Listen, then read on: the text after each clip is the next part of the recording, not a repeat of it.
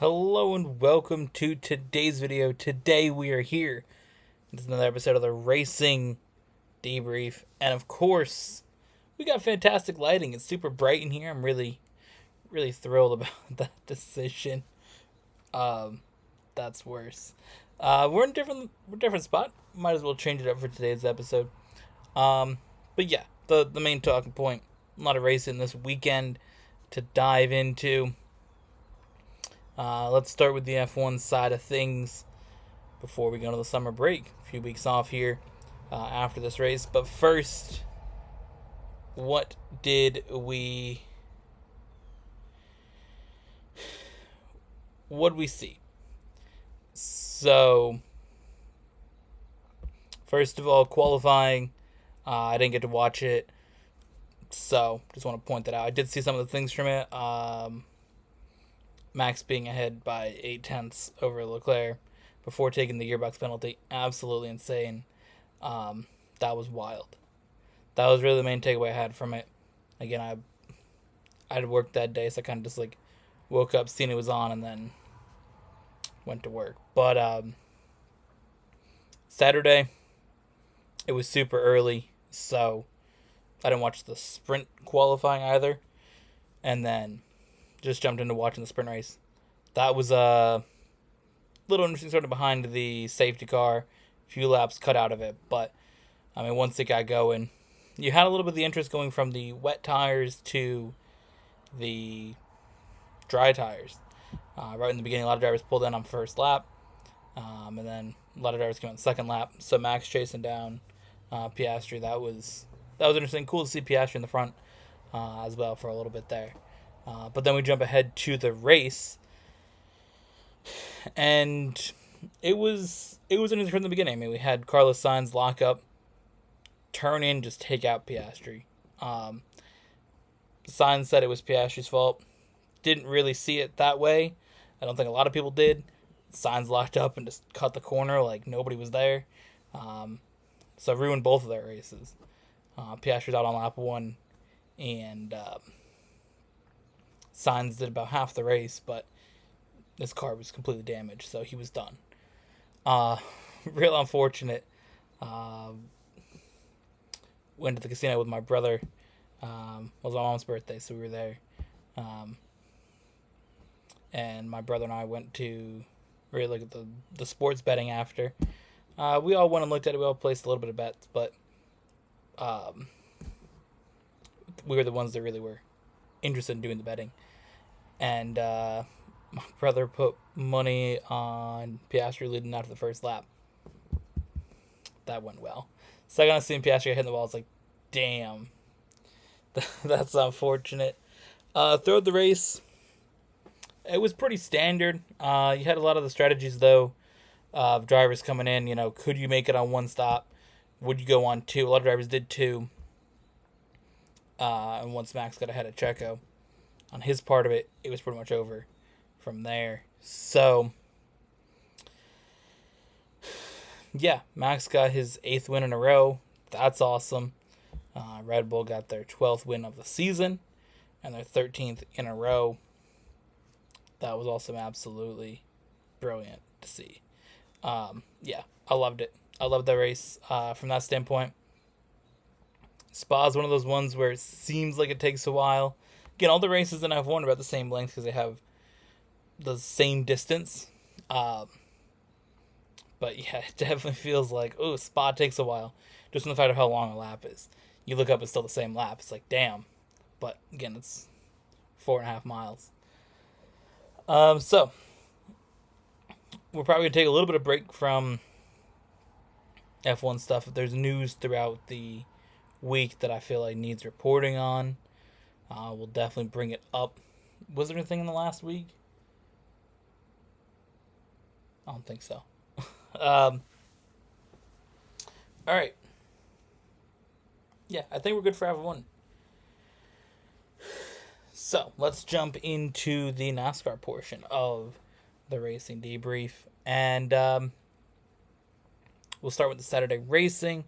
First, we seen the Xfinity race at Road America. That was honestly domination from Justin Allgaier. We did see a few crazy crashes.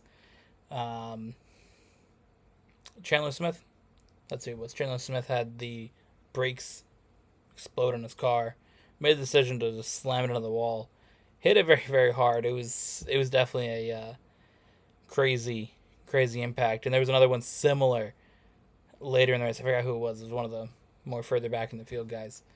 Go off to the opposite side of the track over the long straight, hit the wall and fly into the tire. Well, didn't literally fly into the tires, but went into the tires at the end of the straight.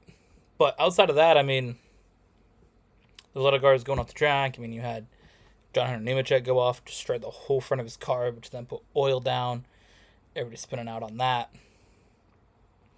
But really, it comes down to the end. Justin Allgaier dominates the whole way. Late race restart. You had Sam Mayer. Was it Ryan Ellis? No, it wasn't Ryan Ellis. I feel like it had to be somebody like that name. Someone with Ryan, probably. Sage Karam, not Ryan Ellis. Okay. Sage is a very random name. It's like someone named Ryan. Yeah. So, you had Sage Karam at the end. I know he's one of those guys that drives around more towards the back typically. Sage Karam, Sam Mayer, Justin Allgaier all going for it. Allgaier kind of throws, getting into the braking zone, misses the corner, spins out. Sage Karam goes off onto the grass.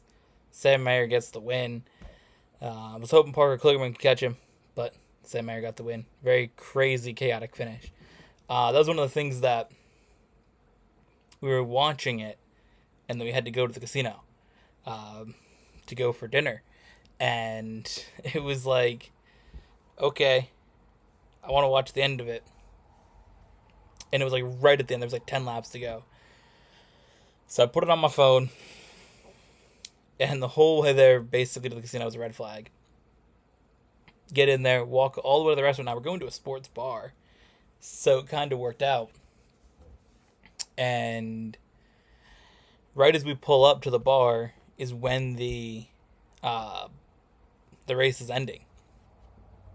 So I turn it off on my phone, watch it on TV. Fortunately, I know who most of the drivers were, so able to figure out who it was. I was kind of doing the commentary, just standing there with my mom doing commentary for her.